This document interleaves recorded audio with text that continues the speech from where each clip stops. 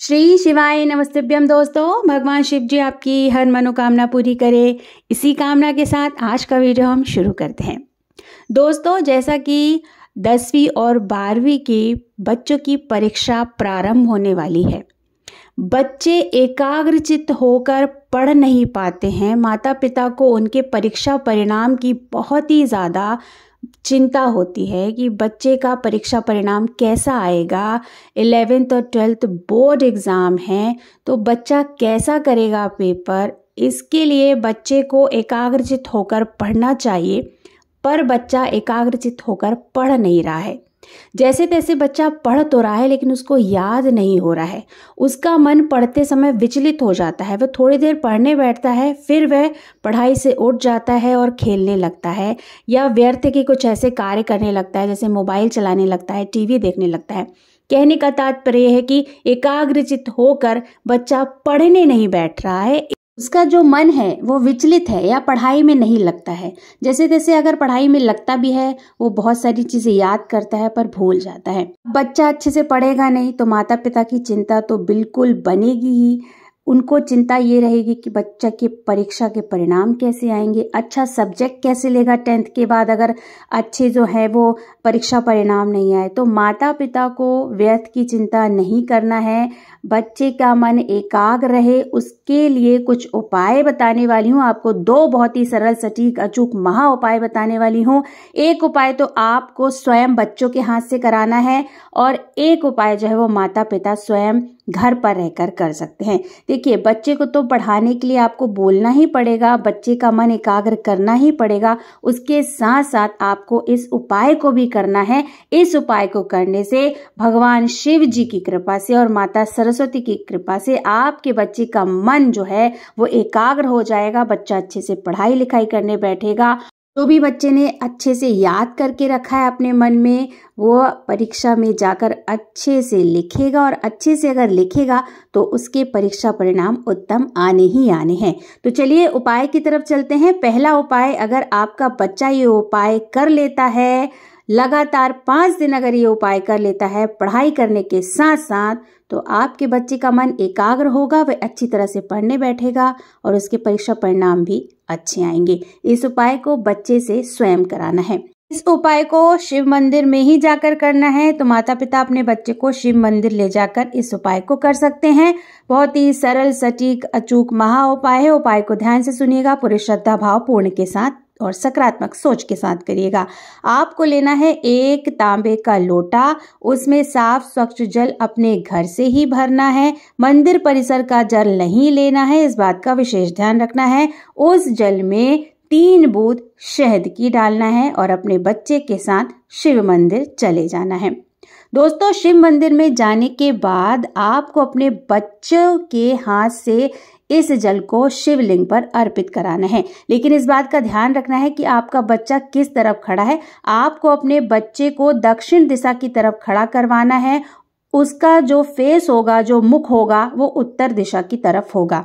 अगर आपको उत्तर दक्षिण समझ में नहीं आ रहा है तो सीधी सी बात यहाँ पर आपको बता दूं कि शिवलिंग की जलाधारी जिस तरफ होती है उस तरफ अपने बच्चे को खड़ा करवा दीजिए। आपके बच्चे का मुख जो होगा वो उत्तर की तरफ होगा। अब आपको उस 1 लोटा जल को अपने बच्चे के हाथों से शिवलिंग पर अर्पित करवाना है। एक नाम लेकर, वो है तुमरुका जी का नाम लेकर अर्पित करा देना है। अगर आपका बच्चा दोस्तों यह उपाय लगातार 3 दिन या 5 दिन कर लेता है पढ़ाई करने के साथ साथ, तो आपके बच्चे का मन बिल्कुल एकाग्र हो जाएगा। आपके बच्चे का मन पढ़ाई में अच्छे से लगेगा। बच्चा जो भी याद करेगा वो उसके दिमाग में अच्छी तरह से सम्मिलित हो जाएगा, और बच्चा अपने परीक्षा में अच्छे से लिखेगा तो उसके परीक्षा परिणाम भी उत्तम आएंगे। तो परीक्षा में जाने से पहले पढ़ाई के साथ साथ इस उपाय को माता पिता अपने बच्चों के हाथों के द्वारा अवश्य कराएं। ऐसा करने से साक्षात भगवान शिव और माता पार्वती का आशीर्वाद आपके बच्चे पर बना रहेगा। दोस्तों, ये तो रहा पहला उपाय जो माता पिता को अपने बच्चों के हाथों से स्वयं करवाना है। अब चलिए चलते हैं दूसरे उपाय की तरफ जो माता पिता स्वयं कर सकते हैं, और ये उपाय जो है वो आप घर पर ही रहकर कर सकते हैं।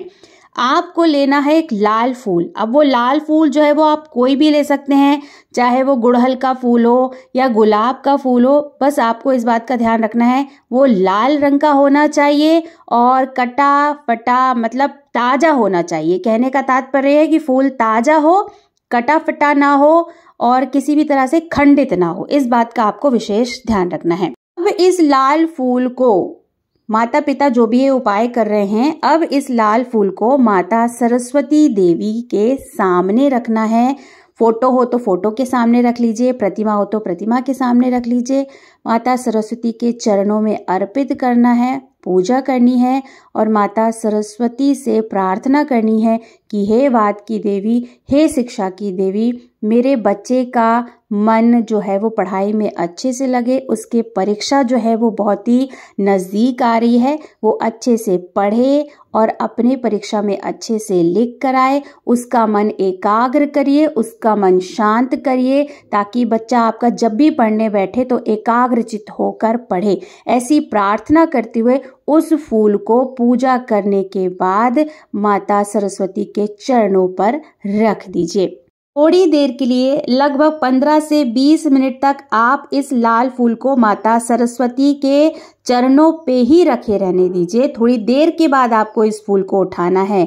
जब आप इस फूल को उठाएंगे तो ये साधारण फूल नहीं होगा, माता सरस्वती का साक्षात आशीर्वाद इस फूल में आ गया है। औषधि के रूप में ये कार्य करेगा फूल। अब रात्रि में जब आपका बच्चा सो जाए तो इस फूल को माता सरस्वती का नाम लेते हुए अपने बच्चे के माथे पे और सर पर फेरना है।